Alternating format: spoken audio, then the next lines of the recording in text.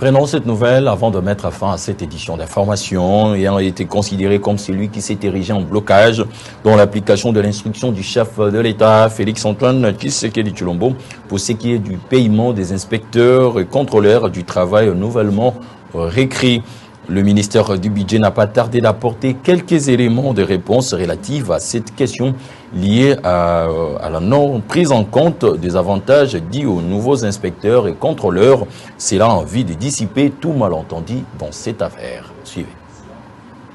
Envie d'apporter l'éclairage autour de la question du non-paiement de nouveaux inspecteurs du travail nouvellement réécrits dans le cadre de la réforme administrative amorcée par le ministère de la fonction publique, quelques éléments de réponse ont été présentés par le ministère du Budget. En date du 29 mars 2024, le président de la République avait instruit le gouvernement de traiter en urgence la question relative au paiement des avantages dus aux nouveaux inspecteurs et contrôleurs du travail. Cependant, le retard constaté jusqu'ici dans l'exécution de cette instruction du chef de l'État, qui veut entre autres la prise en compte de 2200 inspecteurs et contrôleurs du travail recrutés sur concours en 2023 et de l'autre côté, le contreseing de la grille barémique de la prime spéciale de motivation et des fonctions du personnel de cette inspection s'explique par le fait que l'impact mensuel de ces opérations sollicitées est de l'ordre de 20 milliards 288 millions de francs congolais contre une enveloppe mensuelle liquidée de 179 595 370 francs congolais, soit une enveloppe additionnelle mensuelle de 20 milliards 404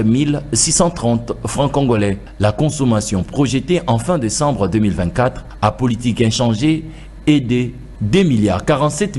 144 440 francs congolais, soit une diminution de l'ordre de 27 378 395 francs congolais par rapport à l'enveloppe budgétisée en 2023 qui s'élève à 2 milliards 429 105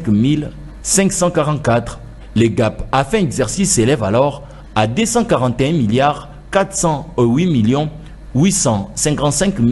560 francs congolais. L'IGT ne dispose pas d'assez de crédits pour supporter cette demande qui s'avérait insoutenable par rapport à la masse salariale plafonnée à 815 milliards de francs congolais au regard des engagements souscrits par le gouvernement dans le cadre de son programme économique soutenu par la facilité élargie des crédits du FMI. En résumé, la non prise en compte de cette enveloppe additionnelle dans le budget de rémunération de l'État et partant dans le chronogramme des actions de la politique salariale qui en découle s'explique par le fait que la demande a été formulée en dehors du calendrier budgétaire de cet exercice, alors que la loi de finances 2024 avait été déjà adoptée par l'autorité budgétaire et promulguée par le chef de l'État avant la finalisation même du dit procès de recrutement des inspecteurs et contrôleurs du travail bénéficiaires de ces avantages. En conformité avec l'article 106 de la loi relative aux finances publiques,